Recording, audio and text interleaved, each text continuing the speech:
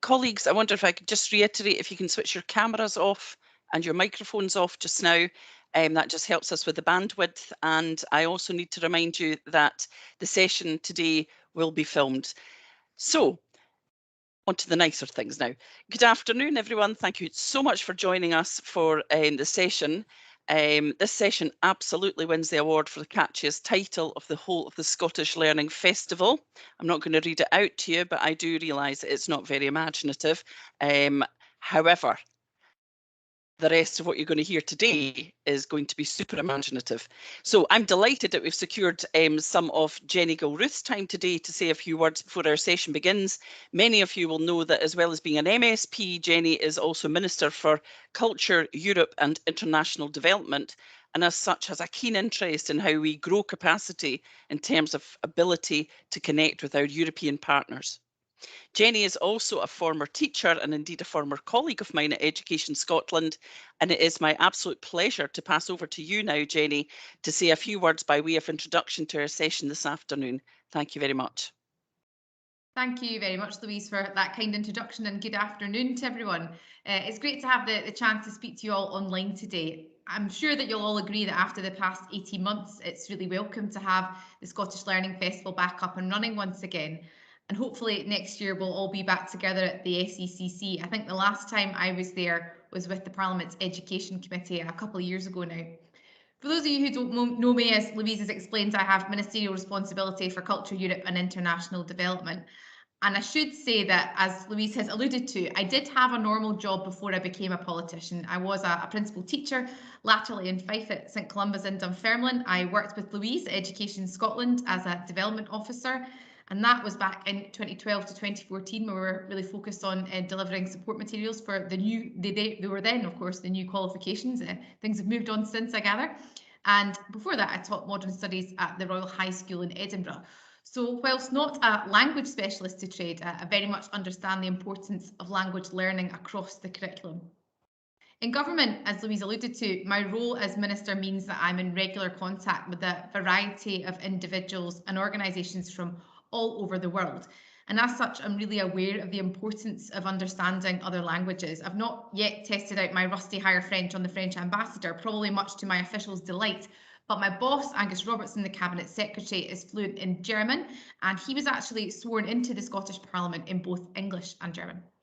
Just as our native language is, of course, intrinsically linked to our identity, history and culture, learning other languages also, of course, helps to give us that broader cultural awareness and makes stronger connections with people from around the world. And that will be particularly important for Scotland in the long term, as we seek to strengthen our partnerships with Europe and other countries around the world, of course, as we recover from the impacts of COVID-19 and those, of course, of Brexit.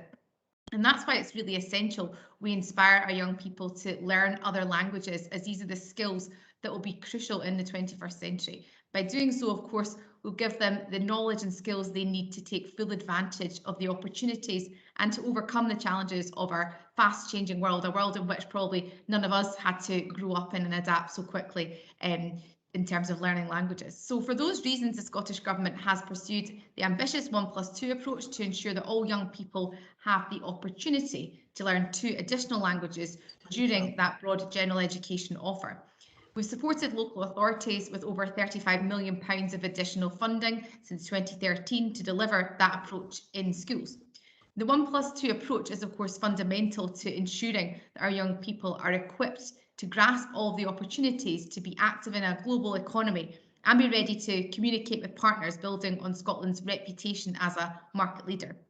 But of equal importance is, of course, the fact that language helps those in terms of closing the poverty-related attainment gap by boosting learners' sense of achievement, as well as their literacy and wider cognitive skills. I think it's really important that there's a good understanding of that link. And alongside those linguistic skills, our learners are building their cultural agility through exposure to other languages. By learning about the customs and cultural norms that underpin languages, they're also learning to break down any harmful misconceptions, which is, of course, hugely important in the modern era. Before I finish, I'd like to read out a quote that Louise has shared with me from one of today's speakers, Jillian Campbell, or is it Though? Sorry, Jillian, if I pronounced that incorrectly. Now, Jillian made the following observation on a report on the 1+2 approach back in 2018. She said, there is no doubt that children, for the most part, are far more able to access a revamped secondary curriculum due to the language provision in primary, for example, with an improvement in oral proficiency and in skills development and confidence. But there is also a rise in pride in their linguistic heritage for those who speak another language at home. The 1+2 languages policy has raised the profile of multilingualism, not only with learners, but with teachers too. I think that really encapsulates some of the benefits of the 1+2 approach to language learning, and that is delivered for our children and young people.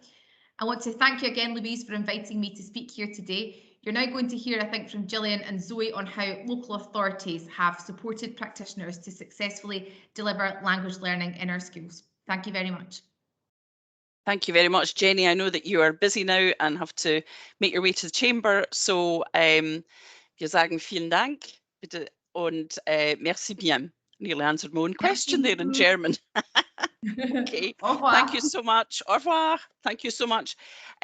Colleagues, I realise that I forgot to introduce myself at the beginning of this, too busy looking at all the different bits of technology in front of me. My name's Louise Glenn. I am Senior Education Officer with responsibility for languages at Education Scotland.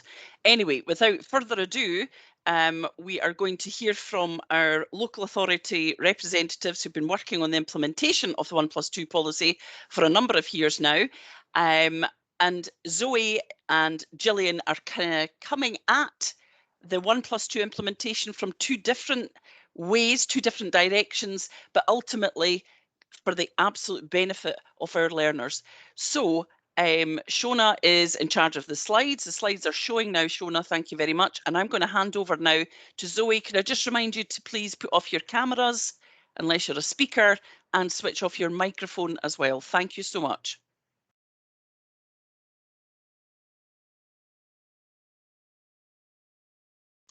Hi there and good afternoon. My name is Zoe Gordon and I'm the 1+2 Development Officer for West Lothian.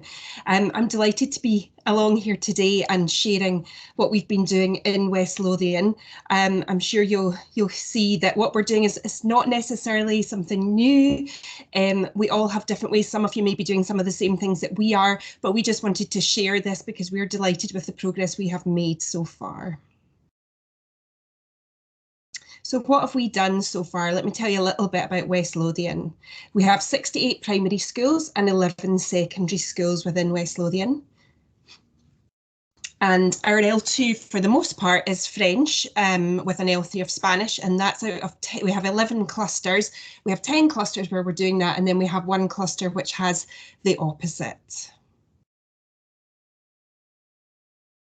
So what we did first was really, and I think most authorities have definitely, taken this approach, is to fully embed the L2, get that right. And by doing that, what we did was we created P1 to 7 frameworks, which were progressive, because we realised that that was going to be a key part of our journey and something that we needed for the future as well. Then we started to explore the L3, and it very much started with a flexible approach in that, again, a lot of authorities doing that same thing, letting the teachers and the different schools and clusters decide how they wanted to approach it. We said we would like the L3 to be Spanish in 10 of those clusters, but how you do it is up to you. And then things changed slightly because we got feedback that they would like to know a bit more. So they were loving using the P1 to 7 frameworks and wanted to have something like that for L3. So it actually ended up with us creating L3 frameworks as well, which are optional, but just to support that. What we've also got in our authority is a lead learner framework and a cluster framework. So lead learners, we have one person in every school that's responsible for 1+2. So in the primaries, there's one person that's going to be the 1+2 contact, and in secondaries, one member of the modern language department would be our lead contact.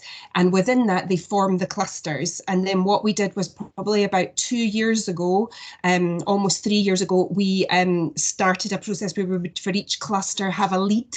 So we have a lead within the cluster, and that person's responsible for chairing meetings within that cluster, for feeding back to the central 1+2 team, and for just really helping drive the agenda within each cluster. So we recognise that not everybody's going to be in the exact same position, and it was a really good method of communication to make sure that, one, what's happening in that cluster is then fed upwards to the 1+2 team, but from my point of view and my wider team, anything we need to share can get straight to the practitioners quite quickly using this method. So it's really helping with that upskilling and finding out what do we need and how can we support them. One key part of our journey has been head teacher engagement, and I know a lot of you will say, how do you do that? So there's not some recipe for this. I think for me it was very much about trying to just engage with them, but in their shoes and recognising that we don't want to bombard people with information. So targeted information as and when. So once a term, I'll give a little update, normally a sway of what we've been doing and what's coming next. Sometimes I've done it via a little video and different things, just trying to do different things to engage and let them know what's out there. I also then attended all of the head teacher they have like a cluster meeting once a term. I attended each of those meetings and I spoke for 5 minutes about what I was doing, what my position was, what I could do for them. I could come out and model lessons, etc., etc. So that was key. And I think the more I've got engaged with them, the more I've visited school, the higher this is becoming, so the better that is working. So definitely get your head teachers on board. Sustainable resource and training programme creation. I'm going to talk in a little bit about our resources and our training, but what I wanted to do was to create something that was sustainable so that once the funding has gone, we still have something, and that was key to our West Lothian story.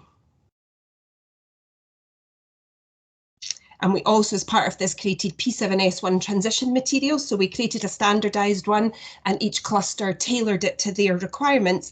And last year we added in second level assessments to them so that when the pupils move from primary 7 into S1, we've got something to show how, you know, what stage they're at, to try and, I suppose, move away from this starting again back at 0 in S1. So we're finding that's really helping a lot.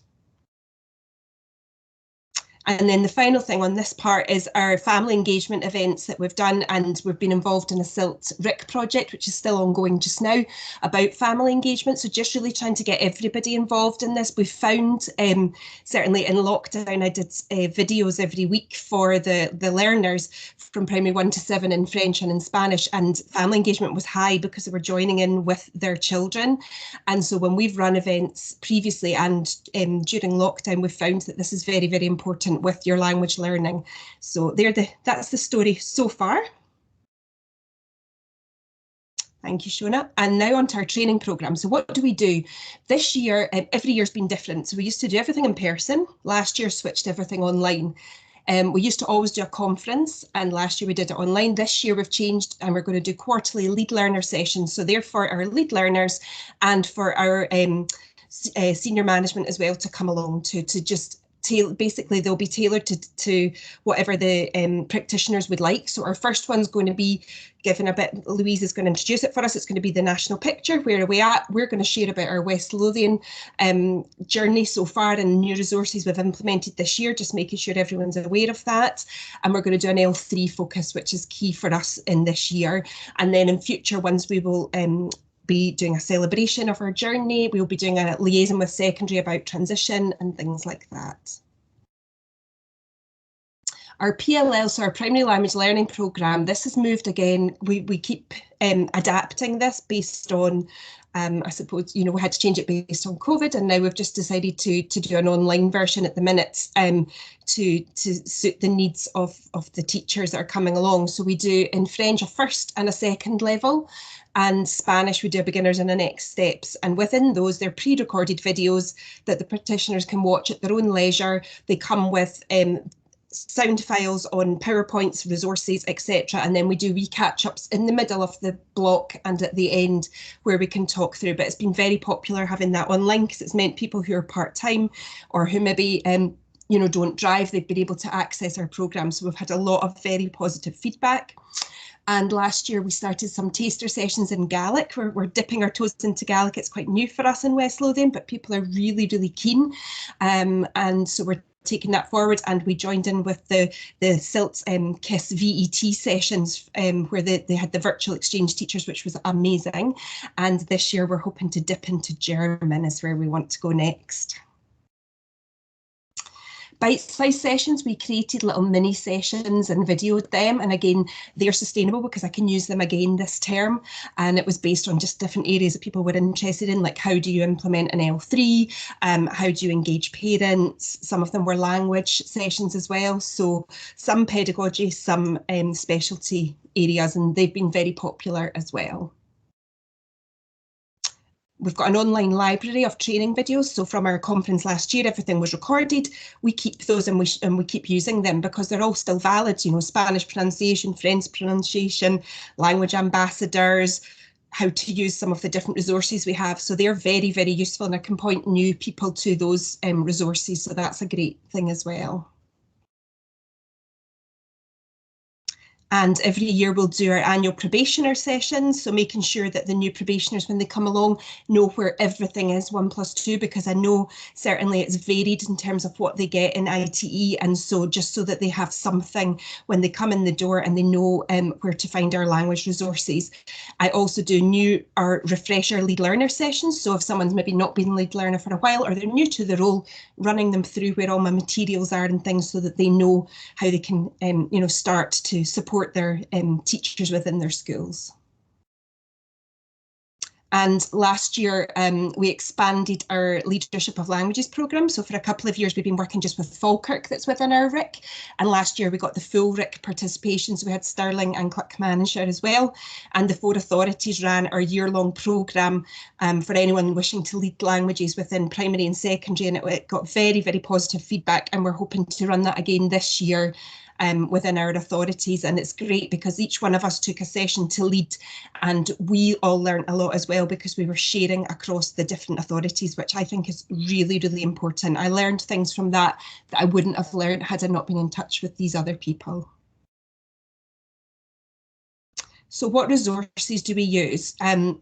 I need to make sure that everything we've got is sustainable where possible and user-friendly for all levels. We've really realised that, you know, although some of us here probably are linguists, not everyone is, and some people are absolutely intimidated by this and they're scared of languages.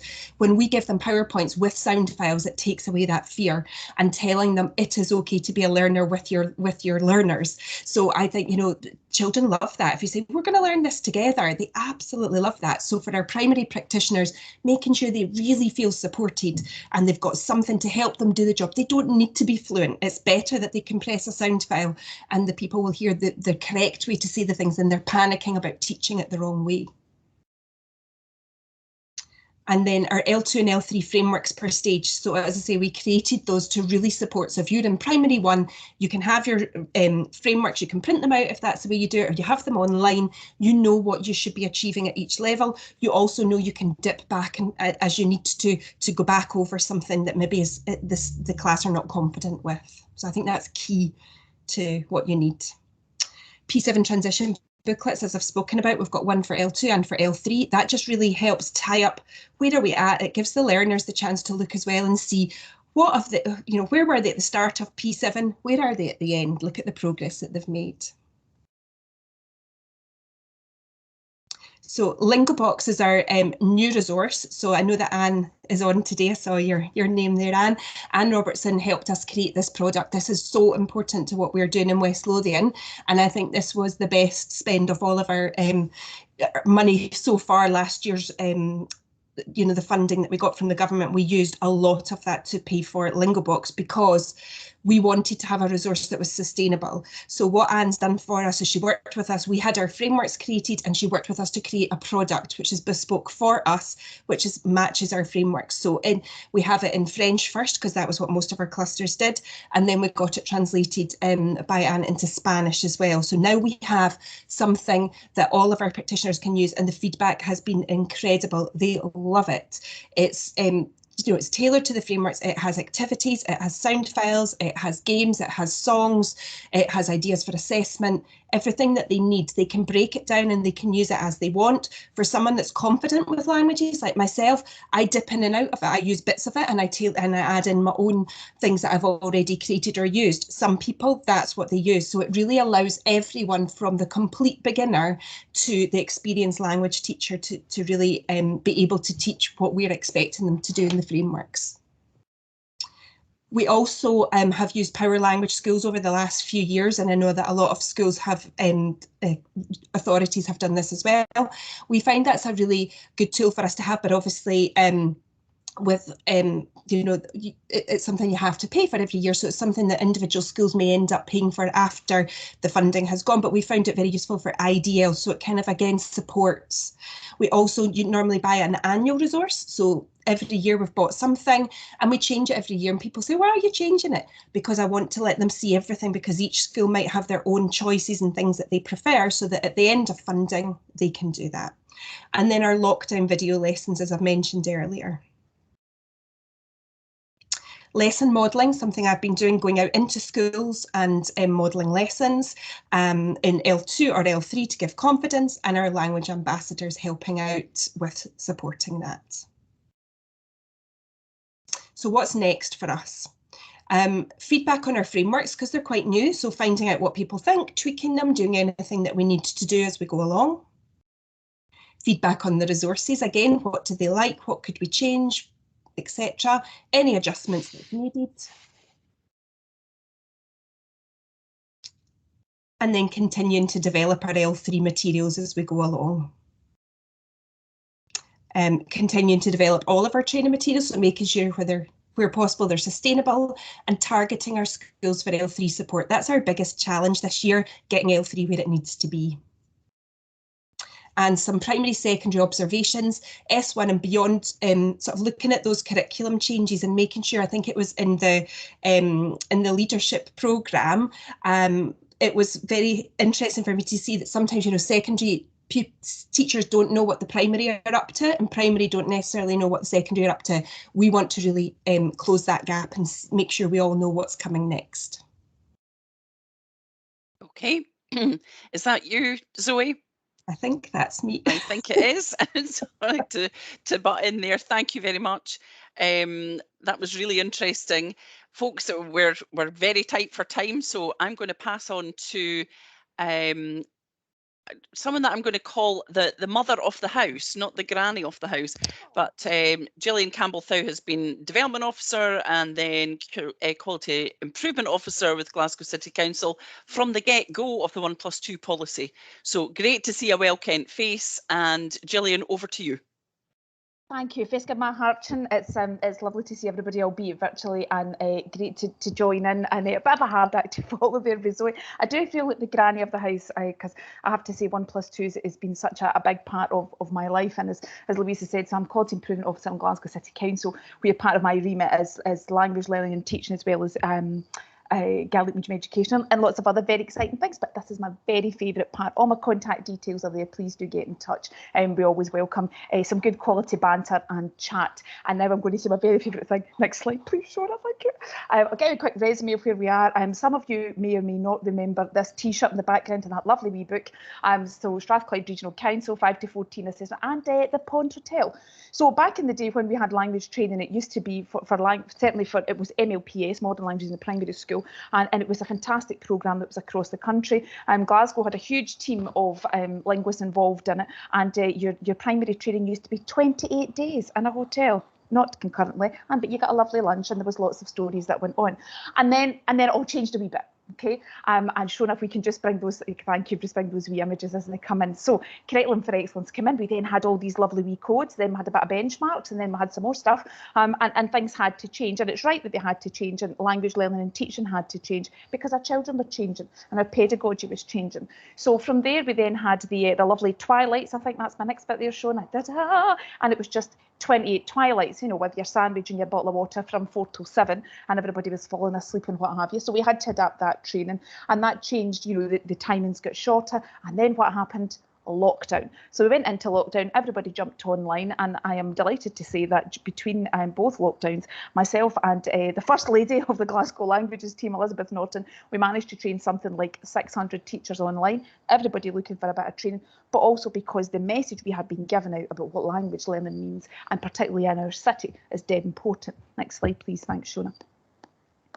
So Glasgow, if I can put it into context for you, although we are a fairly small city, we are the biggest education authority in Scotland, and we're responsible for 1/10 of all education that happens. So that means we're responsible for 1/10 of all language learning that goes on. As you can see, that encompasses primary, secondary, ASL, early years, staff. We have over 138 languages spoken in our schools and a plethora of native speakers. So how do you then look at implementing 1+2? And I was very privileged to be part of the group that put that together. How do you put that into the city that's got lots of languages going on? You're trying to address, you know, the poverty-related attainment gap. You're trying to look at, you know, the improvement challenge. We're trying to, you know, take cognizance of all of that. Oh, but by the way, you have to deliver a core curriculum area, which is languages. So my job has been to translate that and to look at that, and we have changed it over a number of years as to what fits for our children and what fits for our staff. Okay, and one of the things, next slide, please, Shona, is that our approaches to language learning and teaching is firmly rooted in pedagogy. Okay, so we are going for training. Now, a wee bit of theory there. I'm not going to read it out to you, okay? But essentially, if you look at the next bit, please, thanks, Shona.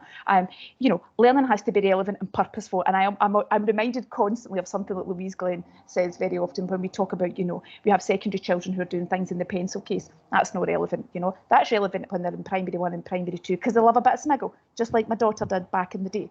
So we really had to look at our programmes, and you know, and one of my favourite questions, you know, have you got a Doug? We should be teaching children that, you know, in 3rd and 4th year. These are the things that come in really early. So we knew that any programme that we delivered had to be relevant, it had to be purposeful, and there had to be that consistency, okay? It can't be the Spanish and vanish, okay? Not 45 minutes once a week and then it doesn't happen. Or we've got swimming lessons, or it's Christmas, or there's something else that comes on to it. So we've had to look at that in real depth to decide, right, what's going to work for our staff, what's going to work for our learners, and what's going to work, you know, to give the children that real sense of joy, and so that they can experience the transformational power of communication. Next part, please, Shona. And again, and again. There you go. So give me a bit of crashing. Remember we heard all about him when we were doing our training. Yeah. And the next bit that comes from that, I want you to look at it, is the importance of the effective relationship in language learning. So this is about the class teacher delivering it. So our programmes, our training is firmly about every single teacher being trained. Every single teacher, okay, because it's that primary caregiver, it's that person who's in front of the children, who has that relationship with them and who's able to build that in. Okay, next slide, please. Thank you, Shona. So you'll be glad to know there's no animations in this one. So we worked through a programme of, what do you need? Let's do it. Simple as that. So we went out to practitioners, and the things that they said that you can see there in that first column, you know, they wanted training that matched the language levels of teachers. They wanted evidence-based pedagogy. They wanted a framework that took into account the different kind of the cultural kind of makeup that we have in Glasgow. They don't have time to QA resources, and they wanted more confidence in their language ability. And last night we were doing a session on policy with some of our primary probationers, about 121 of them online, and it was interesting doing a week in a survey with them, and a lot of them were saying they were worried about their language ability and what have you. So Elizabeth and I had to kind of go back, reframe all of this. So what we have now is we have courses that encompass all starting points of language learning. So we run complete beginners, we run people who are a bit better than that, we have people, you know, if they've got a degree, if they've even come from another authority or whatever, we will still train. Sometimes we have to train in language, sometimes we have to train in pedagogy. We went out to speech and language therapists, we worked with our EAL staff, we worked with universities, parents and teachers in Education Scotland, with our lovely Louise and Shona, to look at our frameworks that had inclusive pedagogy, because every child has the entitlement to learn languages, okay? There is no space for children being removed from languages. So we were making sure this was an inclusive programme that everybody can engage with. So we designed a progressive framework that provided challenge and depth. We decided we were going to go deep in the language, not wide with the vocabulary. And what I mean is we don't need 20 jungle animals, we don't need 3,000 things in your pencil case, but what we do need are structures that children can use and manipulate. We have central programs that everybody has to use, and we have a comprehensive program of CLPL. So what that looks like is we have refresher training, we have language coordinators in every school, and they all sit on a channel on Teams. They also have a mailing list, and Elizabeth and I bombard them with stuff, I would say pretty much every other day, you know, full of the joy of what we do. There is a central programme, and the reason we keep that central programme, it's really important that there's progression built into it, and also because our secondaries then build from that programme. And the way that we have it in terms of what's the chosen L2 for the cluster, it's solely dependent on what they're able to do when they get to the secondary school. So in Glasgow, for example, we will not give a secondary teacher a permanent contract unless they have 2 languages or are prepared to engage with learning another one, because you can't do 1 + 2 with 1. Okay, so that means then that they would have the L2 would be the language of the learning community, but the L3 would be more suitable to the school, and for that it might be a community language. For the it might be that they're using Makaton, it could be they're using BSL, an absolute plethora of them. It's wonderful, and it reflects the kind of linguistic tapestry that we have here in Glasgow. Okay, next slide please. Thanks, Shona.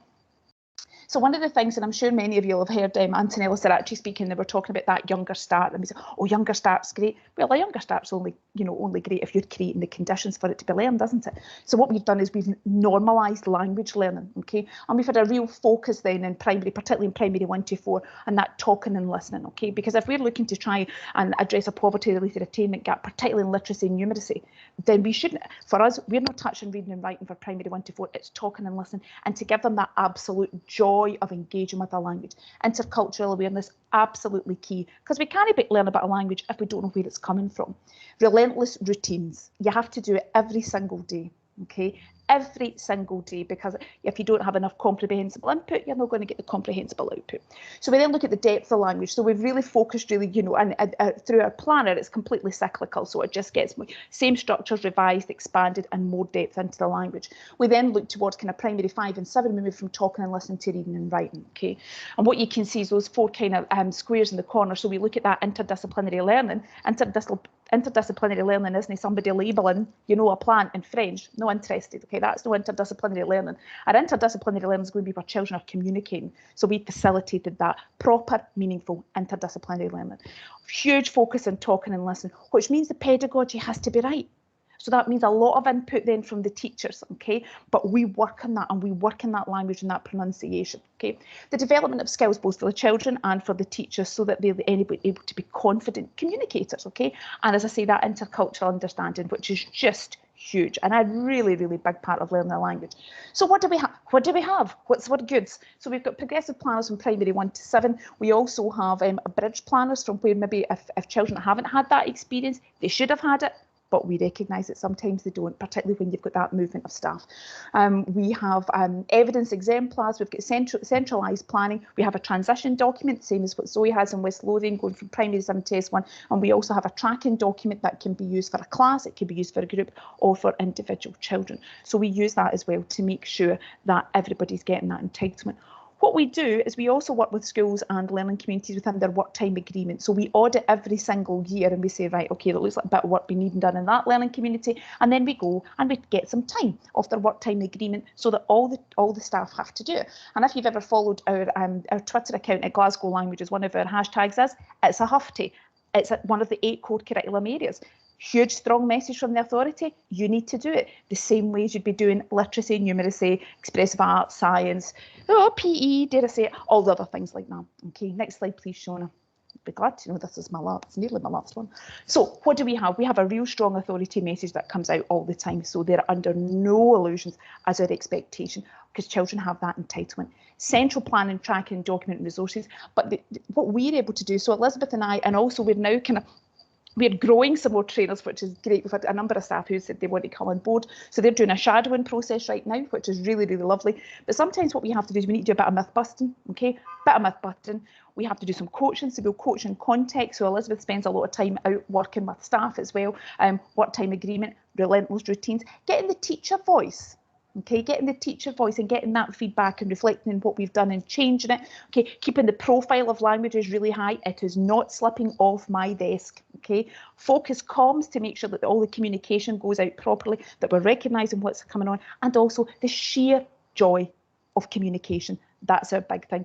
Funnily enough, we're all about the talking in Glasgow, okay? So our next slide has been compiled by both Zoe and myself. It's our top tips. Zoe, do you want to come in and do some top tips, and then I'll do some other ones? I promise to behave.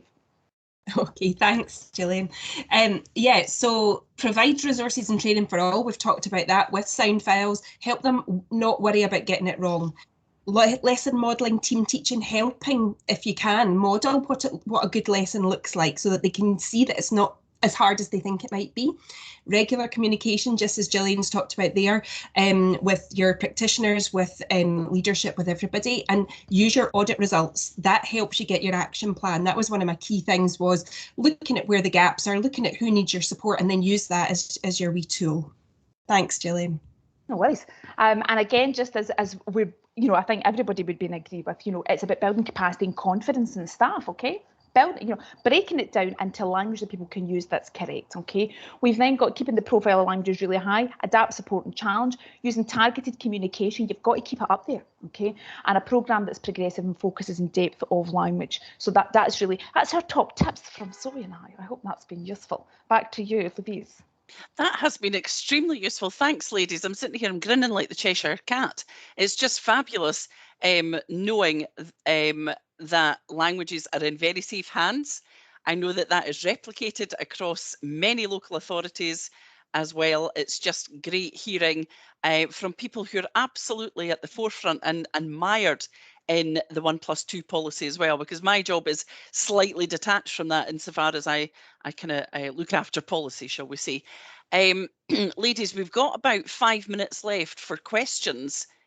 Could I just, can you see them, or would you like me to read them out? You can't see them?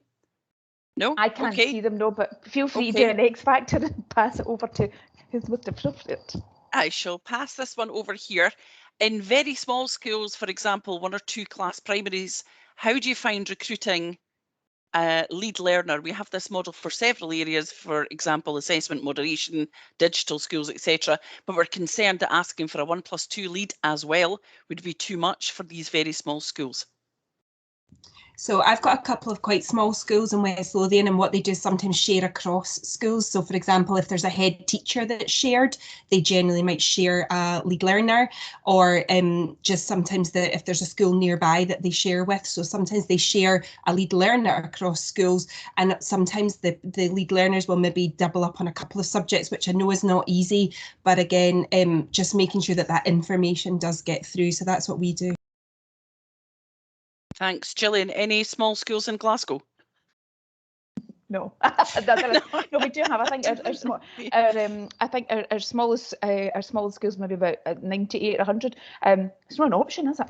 It's not an option. So there has to be somebody, because it's a responsibility and entitlement for all. So therefore, my message would always be, well, somebody's going to have to do it. Sorry.